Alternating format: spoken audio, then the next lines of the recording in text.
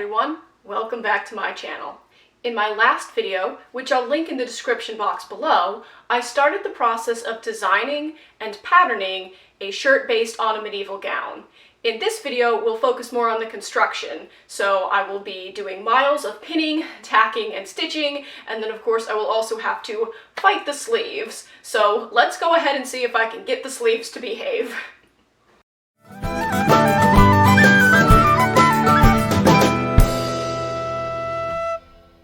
So our first step is going to be pinning along the stitch line, which I've drawn out right here. And I put one pin in place just to keep things from shifting around.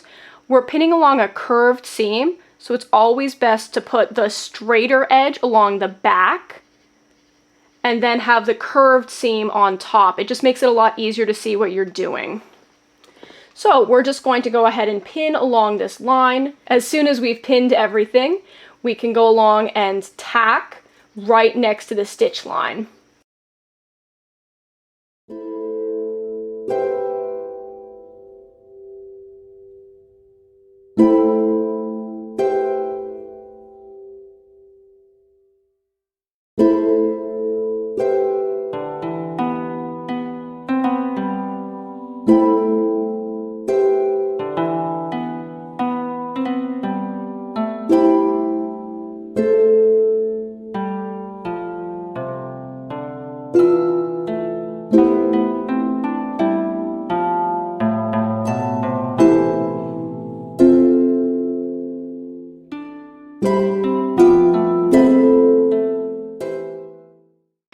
Okay, so now it's time for tacking, which is just like a loose stitch to hold everything together.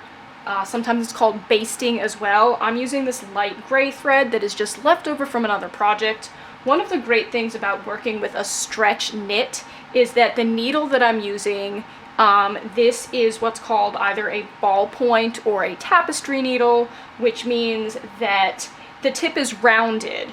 So I can stitch my tacking thread almost right up against the line I will be stitching on. And when I do the actual stitching, if I sew next to the tacking thread, it won't be a problem. It won't go through the stitches because the needle's not sharp enough to go through the stitches. This is great because it means that I can reuse my tacking thread over and over and over again for different projects.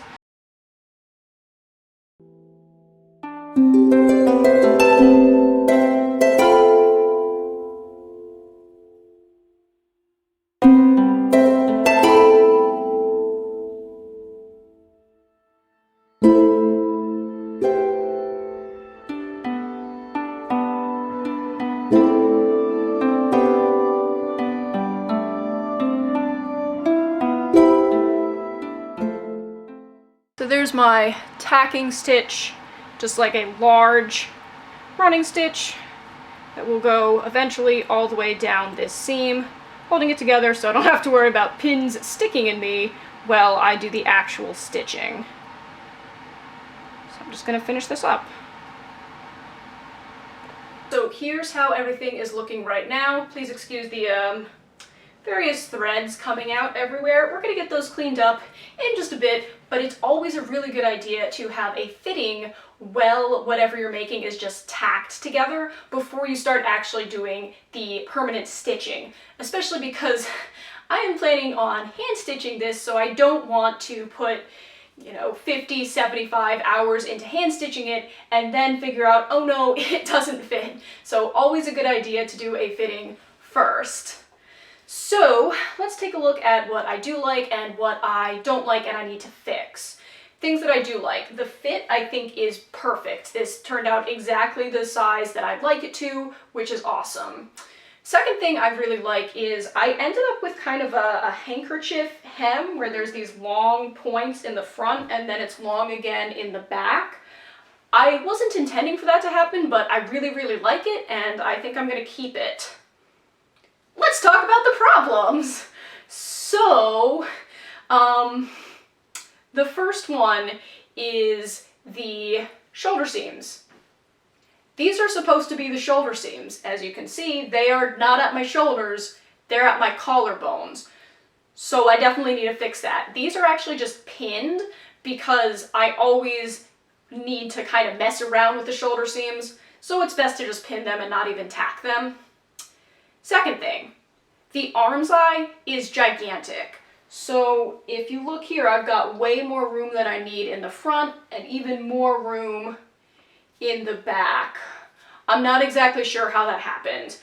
I think that either number one, maybe I cut the pattern wrong, or number two, maybe when I was changing the pattern from having 2 side panels into having 4 side panels, I may have added too much space to each one because I was worried about making it too small, and instead I made it too large. Basically, it's not the pattern's fault, it's my fault. The third thing is, and this one's a little bit embarrassing, but I'm gonna tell you guys about it anyway so that you can learn from my mistakes. All around the hem, it matches up very nicely, Okay, this one's a 1/2 inch off. And then we get to here, where it's like 1.5 inches off on one side, and about 1 inch off on the other side. I don't know how that happened. It's like that on both of them because I cut them both at the same time. But that means I am going to have to go in and just cut this off kind of diagonally to make it look more, I guess, cohesive. It is going to add to the kind of handkerchief hem overall, so it will end up looking intentional, but you will know that it was a mistake. So now that I've got the bodice seams all pinned and then tacked together and I've completed my fitting, the next step is to actually do the stitching. Because I'm doing a shirt, all of the seams need to take some strain, which means that they need to be nice, strong seams, and because of that, I've chosen to do a back stitch for every single seam all the way down to the waistline and then the bottom hem. This does take quite some time, but it's worth it because the seams will be much stronger and I shouldn't have to worry about any of them breaking.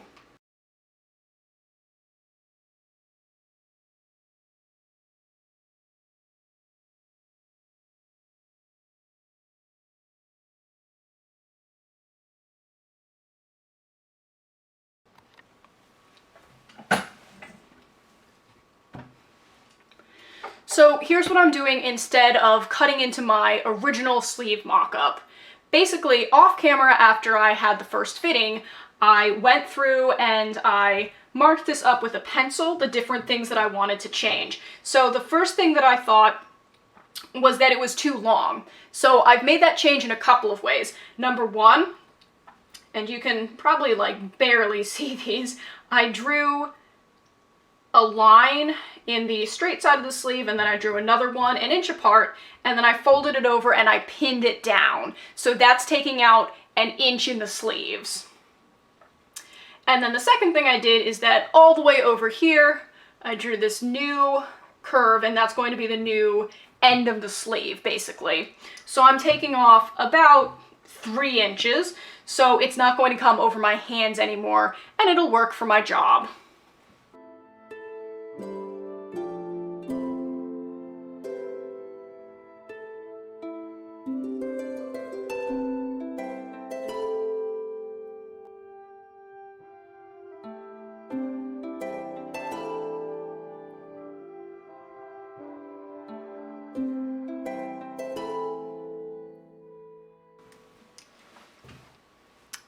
For this part, what I'm going to do is instead of trying to trace this curve underneath the fabric, because that would turn out in all sorts of weirdness, I'm going to actually take the first mock-up off at this point and just freehand this curve.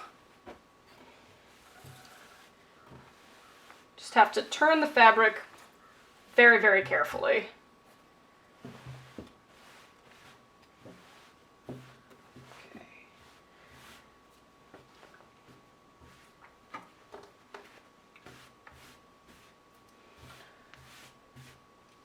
Okay, and now this is all smoothed out, I'm going to freehand the curve.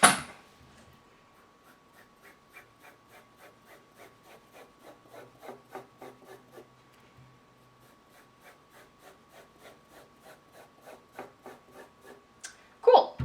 So there's our curve. This is going to be the cut line and I'm going to just go ahead and cut out our mock-up 2.0.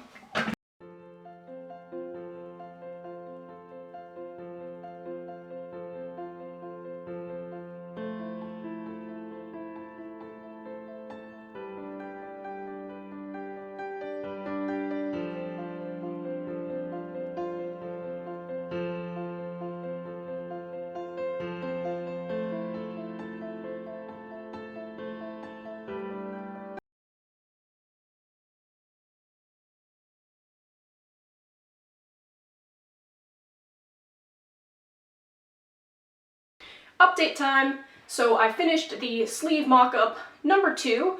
I am wearing that now. I pinned it and then tacked it onto the bodice.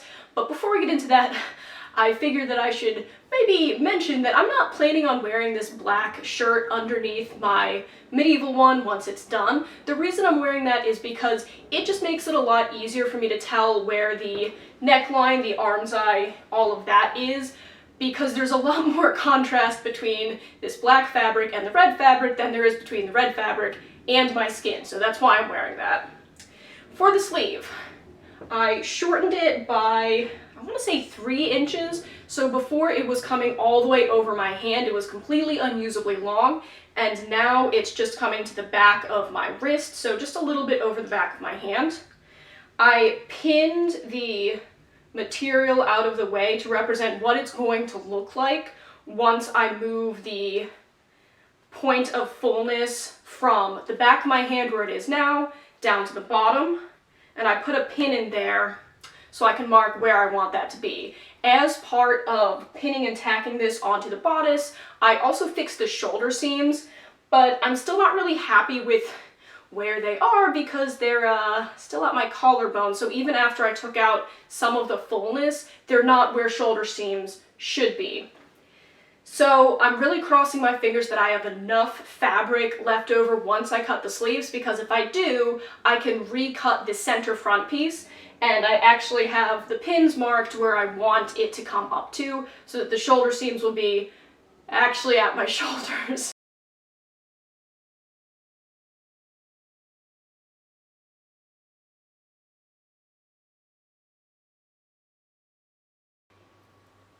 Is this the weirdest sleeve pattern I've ever drawn? Yes. Do I have an excuse? I do not.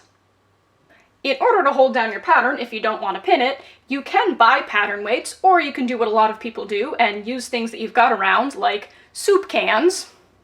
Or you could do what I do, and you could use rocks. One of the great things about rocks is that soup cans and most pattern weights I've seen are round, but rocks come with sharp edges, so you can just put them in corners and stuff. It actually works out really well. I've also made a notation for myself in chalk, which you can see right here, where I wanted to add an inch right here.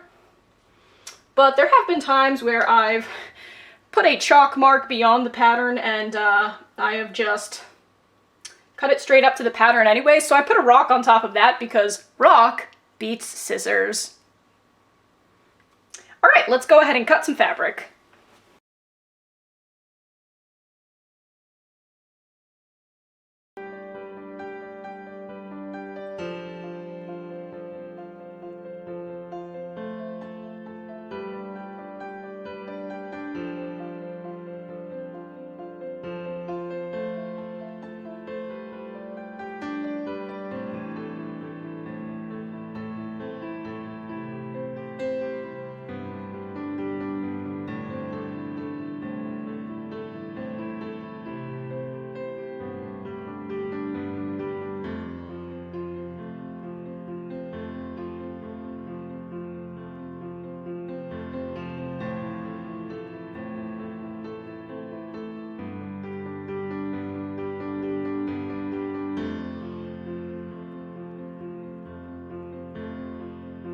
Once we have the sleeves cut out, it's time to pin, tack, and stitch them, although I've elected not to show you the pinning and tacking process again, since I've already showed that. I'm just jumping straight to the stitching.